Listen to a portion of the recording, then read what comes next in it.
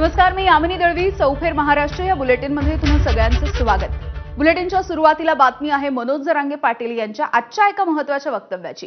कारण हेरवी फक्त मुख्यमंत्री फडणवीसांनाच निशाण्यावरती धरणारे मनोज जरांगे पाटील यांनी आज शरद पवार यांच्यावरती जोरदार टीका केली. 1994च्या आरक्षणाच्या जीआर वरून मनोज जरांगे पाटील यांनी शरद पवार यांच्यावरती निशाणा साधलाय. शरद पवारांनी मराठ्यांचं वाटोळं केलं असं मनोज जरांगे पाटील म्हणाले.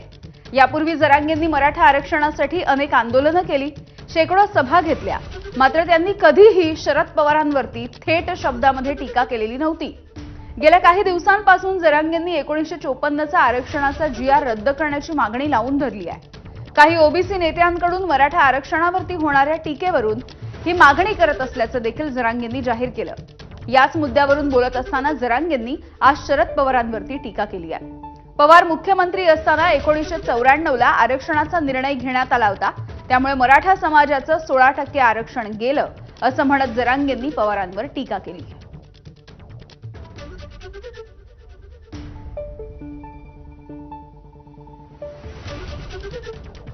ओबीसीची खरी फसवणूक आणि वाटोळं जर उद्ध्वस्त कोणी केलं असेल तर ओबीसीच्या नेत्यानंच ओबीसीला उद्ध्वस्त केले. कारण आमचं आरक्षण आम्हाला 16% माघारी मिळणार आहे.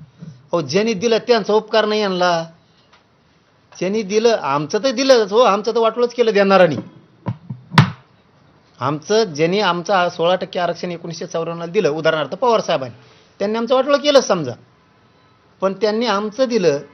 अहो, ज्या पवार साहेबांनी यांना आरक्षण दिलं त्यांचा सुद्धा उपकार ठेवला येईनी. तर जरांगेंनी केलेल्या याच टीकेवरती पवारांच्या राष्ट्रवादीचे प्रदेशाध्यक्ष शशिकांत शिंदे यांनी नेमकं काय उत्तर दिलंय आपण बघूयात. मनोज जरांगेंचं मागचं मी बघितलं तेव्हा बोलले शरद पवार तिथे गेल्यानंतर बोलले की काय मावांसाची पॉवर आहे. आज त्यांनी आरोप केला असेल तर मला माहित नाही, पण 94चा जीआर आता निघाला असं त्यांचं म्हणणं असेल, त्यानंतर या सरकारकडून जीआर दुरुस्त करून घ्यावे. मला वाटतं की आता आरक्षणाच्या माध्यमातून जी त्यांची लढाई आहे त्याला राजकीय रंग लागू नये अशी माझी विनंती आहे. मंत्री छगन भुजबळ आणि मनोज जरांगे पाटील यांच्यामध्ये पुन्हा एकदा वाद पेटलाय. मंत्री छगन भुजबळ यांच्यावरती गंभीर आरोप करत जरांगेंनी मोठा दावाही केलाय.